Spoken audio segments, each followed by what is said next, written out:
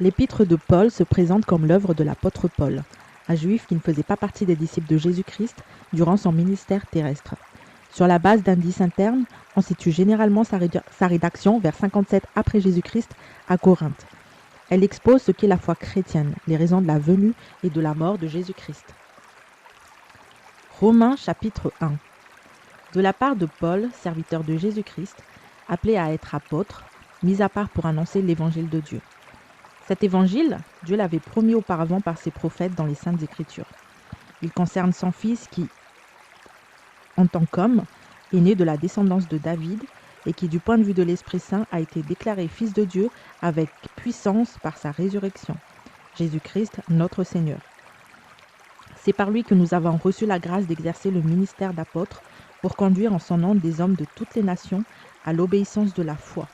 Et vous en faites partie, vous aussi, qui avez été appelés par Jésus-Christ. À tous ceux qui sont à Rome, bien-aimés de Dieu, appelés à être saints, que la grâce et la paix vous soient données de la part de Dieu notre Père et du Seigneur Jésus-Christ.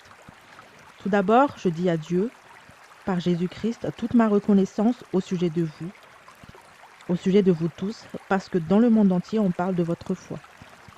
Dieu que je sers de tout mon cœur en annonçant l'évangile de son Fils, mais témoin que je fais sans cesse mention de vous dans mes prières.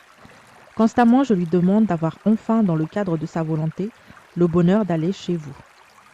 Je désire en effet vous voir pour vous communiquer un don spirituel, afin que vous soyez affermis, ou plutôt, afin que nous soyons encouragés ensemble chez vous par la foi qui nous est commune, à vous et à moi.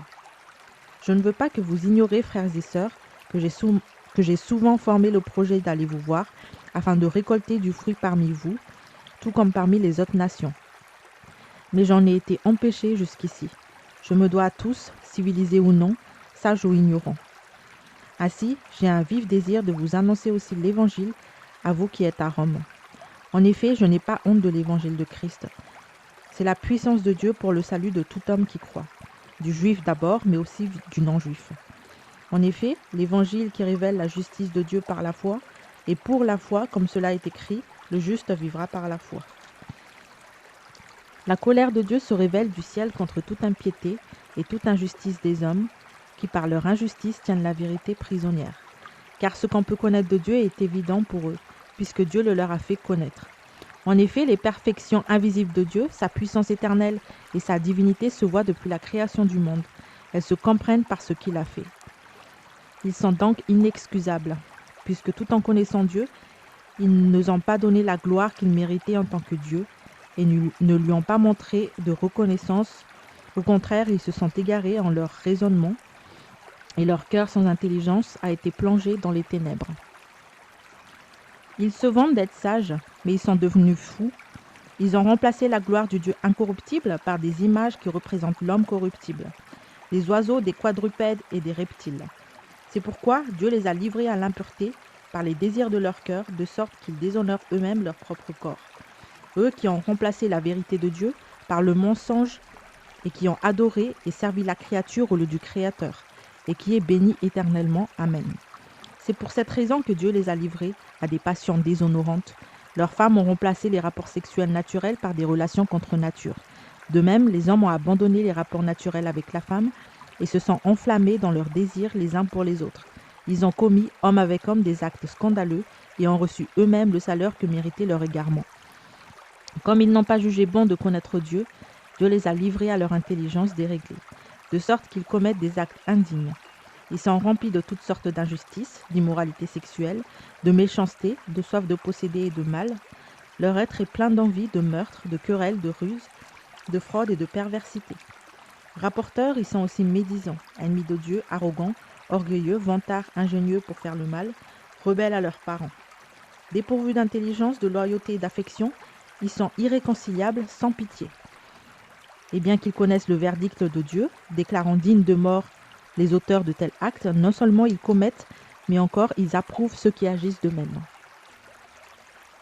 Romains chapitre 2. Qui que tu sois, homme, toi qui juges, tu es donc inexcusable. En effet, en jugeant les autres, tu te condamnes toi-même, puisque toi qui juges, tu agis comme eux. Nous savons que le jugement de Dieu contre ceux qui agissent ainsi est conforme à la vérité. Et penses-tu, toi qui juges les auteurs de tels actes et qui les fais aussi, que tu échapperas au jugement de Dieu? Ou méprises-tu les richesses de sa bonté, de sa patience et de sa générosité en ne reconnaissant pas que la bonté de Dieu te pousse à changer d'attitude? Par ton endurcissement et ton refus de te repentir, tu t'amasses un trésor de colère pour le jour où Dieu révélera sa colère et son juste jugement. Il traitera chacun conformément à ses actes. À ceux qui, par leur persévérance à faire le bien, recherchent l'honneur, la gloire et l'incorruptibilité, il donnera la vie éternelle. Mais il réserve son indignation et sa colère à ceux qui, par esprit de révolte, rejettent la vérité et obéissent à l'injustice. La détresse et l'angoisse atteindront tout être humain qui fait le mal, le juif d'abord, mais aussi le non-juif. La gloire, l'honneur et la paix seront pour tout homme qui fait le bien, le juif d'abord, mais aussi le non-juif, car devant Dieu, il n'y a pas de favoritisme. Tous ceux qui ont péché sans la loi périront aussi sans la loi. Tous ceux qui ont péché sous la loi seront jugés au moyen de la loi. En effet, ce ne sont pas ceux qui écoutent la loi qui sont justes devant Dieu, mais ce sont ceux qui la mettent en pratique qui seront déclarés justes. Quand les non-juifs qui n'ont pas la loi font naturellement ce que prescrit la loi, ils tiennent le de loi à eux-mêmes, bien qu'ils n'aient pas la loi. Ils montrent que l'œuvre de la loi est écrite dans leur cœur, car leur conscience en rend témoignage et leurs pensées les accusent ou les défendent tour à tour. C'est ce qui paraîtra le jour où, conformément à l'évangile que je prêche, Dieu jugera par Jésus-Christ les comportements secrets des hommes. Toi qui te donnes le nom de juif, tu te reposes sur la loi. Tu places ta fierté dans ton Dieu.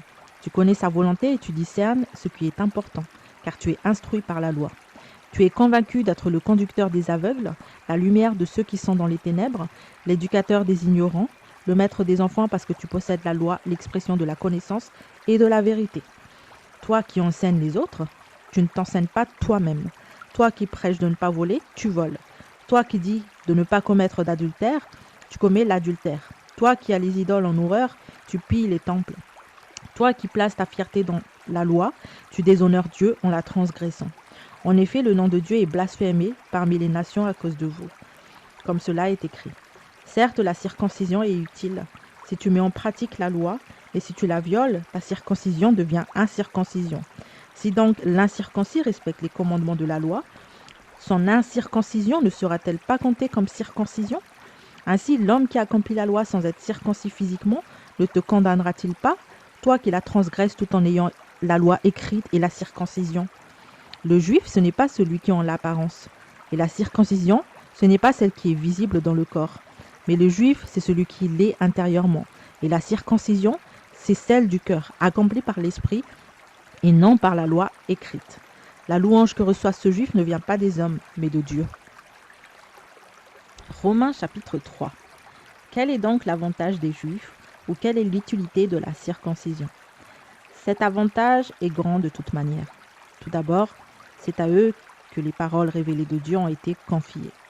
Que dire si quelqu'un n'a pas cru? Leur incrédulité annulera-t-elle la fidélité de Dieu? Certainement pas. Reconnaissant que Dieu est vrai et tout homme menteur, comme cela est écrit, ainsi tu as été trouvé juste dans tes paroles et tu triomphes dans ton jugement. Mais si notre justice met en évidence la justice de Dieu, que dirons-nous? Dieu est-il injuste quand il déchaîne sa colère? Je parle ici à la manière des hommes. Certainement pas. Autrement, comment Dieu pourrait-il juger le monde? Et si mon mensonge fait d'autant plus éclater la vérité de Dieu pour sa gloire, pourquoi donc serais-je moi-même encore jugé comme pécheur? Et pourquoi ne ferons-nous pas le mal afin qu'il en résulte du bien? Quelques-uns, pour nous calomnier, prétendent que c'est ce que nous disons. La condamnation de ces gens est juste. Que dire donc? Sommes-nous supérieurs aux autres? Pas du tout. En effet, nous avons déjà prouvé que juifs et non-juifs sont tous sous la domination du péché, comme cela est écrit. Il n'y a pas de juste, pas même un seul. Aucun n'est intelligent, aucun ne cherche Dieu. Tous se sont détournés, ensemble ils se sont pervertis. Il n'y en a aucun qui fasse le bien, pas même un seul. Leur gosier est une tombe ouverte, ils se servent de leur langue pour tromper, ils ont sur les lèvres un venin de vipère, leur bouche est pleine de malédiction et d'amertume. Leurs pieds courent pour verser le sang. La destruction et le malheur marquent leur passage. Ils ne connaissent pas le chemin de la paix. Il n'y a aucune crainte de Dieu devant leurs yeux. Or, nous savons que tout ce que dit la loi, c'est à eux qui vivent sous la loi qu'elle le dit, afin que toute bouche soit fermée et que le monde entier soit reconnu coupable devant Dieu. En effet, personne ne sera considéré comme juste devant lui. sur la base des œuvres de la loi, puisque c'est par l'intermédiaire de la loi que vienne la connaissance du péché. Mais maintenant, la justice de Dieu, dont témoignent la loi et les prophètes, ont été manifestées indépendamment de la loi. C'est la justice de Dieu par la foi en Jésus-Christ pour tous ceux qui y croient. Il n'y a pas de différence. Tous sont péchés et sont privés de la gloire de Dieu. Et ils sont gratuitement déclarés justes par sa grâce, par le moyen de la libération qui se trouve en Jésus-Christ. C'est lui que Dieu a destiné à être par son sang une victime expiatoire pour ceux qui croiraient. Il démontre ainsi sa justice, puisqu'il avait laissé impunis les péchés commis auparavant à l'époque de sa patience. Il l'a démontré dans le temple présent, de manière à être juste tout en déclarant celui qui a la foi en Jésus. Où donc est la raison de se montrer fière? Elle a été exclue. Par quelle loi? Par celle des œuvres, non par la loi de la foi. En effet, nous estimons que l'homme est déclaré juste par la foi, indépendamment des œuvres de la loi. Ou bien, Dieu est-il seulement le Dieu des Juifs? N'est-il pas aussi celui des non-Juifs? Oui, il est aussi le Dieu des non-Juifs, puisqu'il n'y a qu'un seul Dieu, qui déclarera les circoncis justes sur base de la foi et qui déclarera aussi les incirconcis justes au moyen de la foi. Cela signifie-t-il donc que par l'intermédiaire de la foi, nous annulions la loi? Certainement pas. Au contraire, nous confirmons la loi. Romains chapitre 4. Que dirons-nous donc d'Abraham, notre ancêtre? Qu'a-t-il obtenu par ses propres efforts? Si Abraham a été considéré comme juste sur la base de ses œuvres, il y a de quoi se montrer fier, mais non devant Dieu. En effet, que dit l'Écriture? Abraham a eu confiance en Dieu, et cela lui a été compté comme justice. Or, si quelqu'un accomplit quelque chose, le salaire est porté à son compte, non comme une grâce, mais comme un dû. Par contre, si quelqu'un ne fait rien, mais croit en celui qui déclare juste l'impie, sa foi lui est comptée comme justice. De même, David exprime le bonheur de l'homme à qui Dieu attribue la justice dans les œuvres. Heureux ceux dont les fautes sont pardonnées et dont les péchés sont couverts. Heureux l'homme à qui le Seigneur ne tient pas compte de son péché. Ce bonheur n'est-il que pour les circoncis ou bien également pour les incirconcis? En effet, nous disons que la foi d'Abraham lui a été comptée comme justice. Quand donc a-t-elle été portée à son compte? Est-ce après ou avant sa circoncision? Ce n'était pas après sa circoncision, mais bien alors qu'il était incirconcis. Et il a reçu le signe de la circoncision comme le gage de la justice qu'il avait obtenue par la foi alors qu'il était incirconcis. Il est ainsi le Père de tous les incirconcis qui croient, afin que la justice soit aussi portée à leur compte. Il est aussi le Père des circoncis qui ne se contentent pas d'être circoncis, mais qui marchent aussi sur les traces de la foi de notre ancêtre Abraham quand il était encore incirconcis. En effet, ce n'est pas par la loi que la promesse de recevoir le monde en héritage a été faite à Abraham ou à sa descendance, mais par la justice de la foi, car si l'on devient héritier par la loi, la foi est dépourvue de sens et la promesse sans effet. En fait, la loi produit la colère de Dieu, puisque là où il n'y a pas de loi, il n'y a pas non plus de transgression. C'est donc par la foi que l'on devient héritier, pour que ce soit par grâce et que la promesse soit assurée à toute la descendance, non seulement à celle qui dépend de la loi, mais aussi à celle qui a la foi d'Abraham. En effet, Abraham est notre père à tous, comme cela est d'ailleurs écrit. Je t'ai établi père d'un grand nombre de nations. Il est notre père devant le Dieu en qui il a cru, le Dieu qui donne la vie aux morts et appelle ceux qui n'existent pas à l'existence. En espérant contre toute espérance, Abraham a cru, et est ainsi devenu le père d'un grand nombre de nations, conformément à ce qui lui avait été dit, telle sera ta descendance. Sans faiblir dans la foi, il n'a pas considéré que son corps était déjà usé, puisqu'il avait près de 100 ans, ni que Sarah n'était plus en état d'avoir des enfants. Il n'a pas douté par incrédulité de la promesse de Dieu, mais il a été fortifié par la foi, et il a rendu gloire à Dieu, car il avait la pleine conviction que ce que Dieu promet, il peut aussi l'accomplir. C'est pourquoi cela lui a été compté comme justice. Or, ce n'est pas pour lui seulement qu'il est écrit que la foi a été portée à son compte, et c'est aussi pour nous. Elle sera portée à notre compte, puisque nous croyons en celui qui a ressuscité, Jésus notre Seigneur, lui qui a été donné à cause de nos fautes, et qui est ressuscité à cause de notre justification. Romains chapitre 5. Ainsi donc, déclarés justes sur la base de la foi, Nous avons la paix avec Dieu par l'intermédiaire de notre Seigneur Jésus-Christ. C'est aussi par son intermédiaire que nous avons accès par la foi à cette grâce dans laquelle nous tenons ferme et nous plaçons notre fierté dans l'espérance de prendre part à la gloire de Dieu. Bien plus, nous sommes fiers même de nos détresses, sachant que la détresse produit la persévérance. La persévérance, la victoire dans l'épreuve. La victoire dans l'épreuve, l'espérance. Or, cette espérance ne trompe pas, parce que l'amour de Dieu est déversé dans notre cœur par le Saint-Esprit qui nous a été donné. En effet, alors que nous étions encore sans force, Christ est mort pour des pécheurs au moment fixé. À peine mourrait-on pour un juste, peut-être accepterait-on de mourir pour quelqu'un de bien.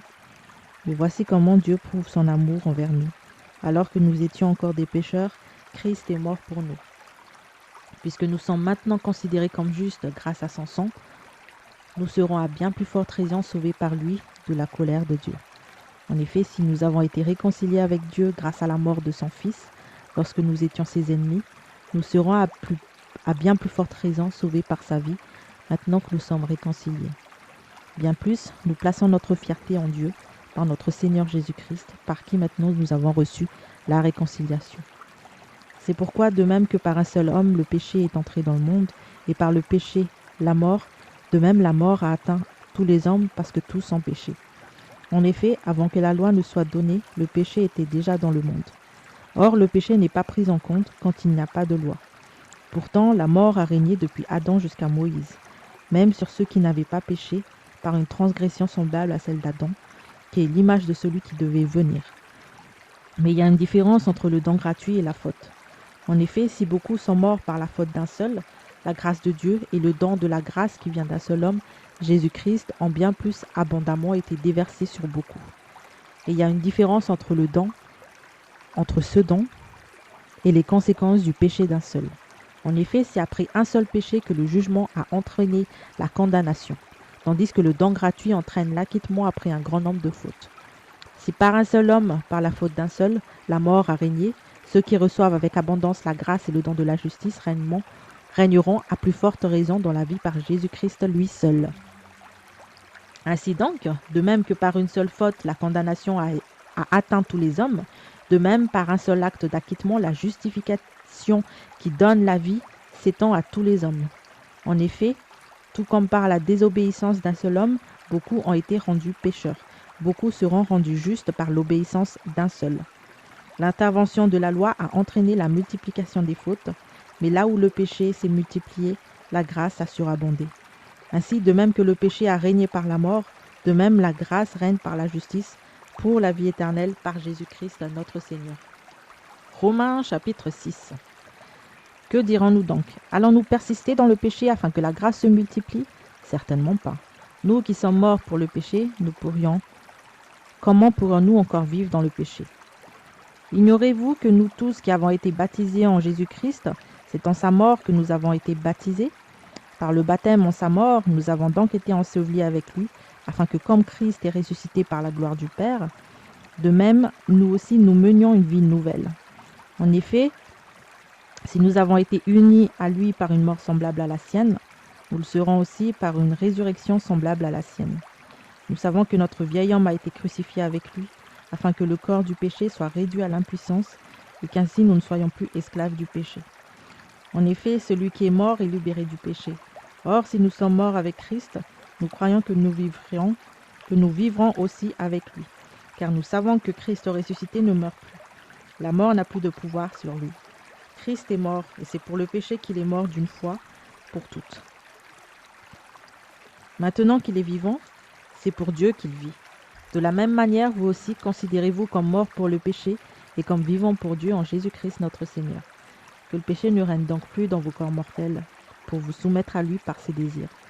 Ne mettez plus vos membres au service du péché comme les instruments de l'injustice, mais au contraire, livrez-vous vous-même à Dieu comme des morts revenus à la vie, et mettez vos membres à son service comme des instruments de la justice. En effet, le péché n'aura pas de pouvoir sur vous, puisque vous n'êtes plus sous la loi, mais sous la grâce. Quoi donc? Allons-nous pécher parce que nous ne sommes pas sous la loi, mais sous la grâce? Certainement pas. Ne savez-vous pas que si vous vous livrez quelqu'un comme esclave pour lui obéir, vous êtes esclave du maître à qui vous obéissez, soit du pécheur qui conduit à la mort, soit de l'obéissance qui conduit à la justice. Mais que Dieu soit remercié. Alors que vous étiez esclaves du péché, vous avez obéi de tout cœur au modèle d'enseignement auquel vous avez été confiés. Une fois libérés du péché, vous êtes devenus esclaves de la justice. Je parle à la manière des hommes à cause de votre faiblesse naturelle. De même que vous avez mis vos membres comme esclaves au service de l'impureté et de l'injustice pour arriver à plus d'injustice, de même maintenant, mettez vos membres comme esclaves au service de la justice pour progresser dans la sainteté. En effet, lorsque vous étiez esclaves du péché, vous étiez libres par rapport à la justice. Quels fruits portiez-vous alors? Des fruits dont vous avez honte aujourd'hui, car leur fin c'est la mort. Mais maintenant que vous avez été libérés du péché et que vous êtes devenus esclaves de Dieu, vous avez pour fruit la progression dans la sainteté et pour fin la vie éternelle. En effet, le salaire du péché, c'est la mort, mais le don gratuit de Dieu, c'est la vie éternelle en Jésus-Christ notre Seigneur. Romains chapitre 7. Ignorez-vous, frères et sœurs, je parle ici à des gens qui connaissent la loi, que la loi n'exerce son pouvoir sur l'homme qu'aussi longtemps qu'il vit. Ainsi, une femme mariée est liée par la loi à son mari tant qu'il est vivant. Mais si son mari meurt, elle est dégagée de la loi qui l'a liée à lui. Si donc elle devient la femme d'un autre homme, du vivant de son mari, elle sera considérée comme adultère. Mais si son mari meurt, elle est libérée de cette loi, de sorte qu'elle n'est pas adultère en devenant la femme d'un autre. De même, mes frères et sœurs, vous aussi, vous avez été mis à mort par rapport à la loi à travers le corps de Christ, pour appartenir à un autre, à celui qui est ressuscité, afin que nous portions des fruits pour Dieu. En effet, lorsque nous étions livrés à notre nature propre, les passions pécheresses éveillées par la loi agissaient dans nos membres, de sorte que nous portions des fruits pour la mort. Mais maintenant nous avons été libérés de la loi, car nous sommes morts à ce qui nous retenait prisonniers, de sorte que nous servons sous le régime nouveau de l'esprit, et non sous le régime périmé de la loi écrite. Que dirons-nous donc? La loi est-elle péché? Certainement pas. Mais je n'ai connu le péché que par l'intermédiaire de la loi. En effet, je n'aurais pas su ce qu'est la convoitise si la loi n'avait pas dit « tu ne convoiteras pas ». Saisissant l'occasion offerte par ce commandement, le péché a produit en moi toutes sortes de désirs. En effet, sans loi, le péché est mort. Pour ma part, sans la loi, je vivais autrefois, mais quand le commandement est venu, le péché a repris vie et moi je suis mort. Il s'est trouvé que le commandement qui devait conduire à la vie m'a conduit à la mort. En effet, le péché, saisissant l'occasion offerte par le commandement, m'a trompé et par lui m'a donné la mort. Ainsi donc, la loi est sainte et le commandement est saint, juste et bon. Ce qui est bon est-il devenu synonyme de mort pour moi? Certainement pas. Au contraire, c'est la faute du péché. Il s'est manifesté comme péché en me donnant la mort par ce qui est bon. Et ainsi, par l'intermédiaire du commandement, il montre son caractère extrêmement mauvais. Nous savons en effet que la loi est spirituelle, et moi je suis marqué par ma nature vendue au péché. Je ne comprends pas ce que je fais. Je ne fais pas ce que je veux et je fais ce que je déteste. Or, si je fais ce que je ne veux pas, je reconnais par là que la loi est bonne. En réalité, ce n'est plus moi qui agis ainsi, mais le péché qui habite en moi. En effet, je sais que le bien n'habite pas en moi, c'est-à-dire dans ma nature propre. J'ai la volonté de faire le bien, mais je ne parviens pas à l'accomplir. En effet, je ne fais pas le bien que je veux, mais je fais au contraire le mal que je ne veux pas. Or, si je fais ce que je ne veux pas, ce n'est plus moi qui le fais, mais le péché qui habite en moi. Je découvre donc cette loi. Alors que je veux faire le bien, c'est le mal qui est à ma portée.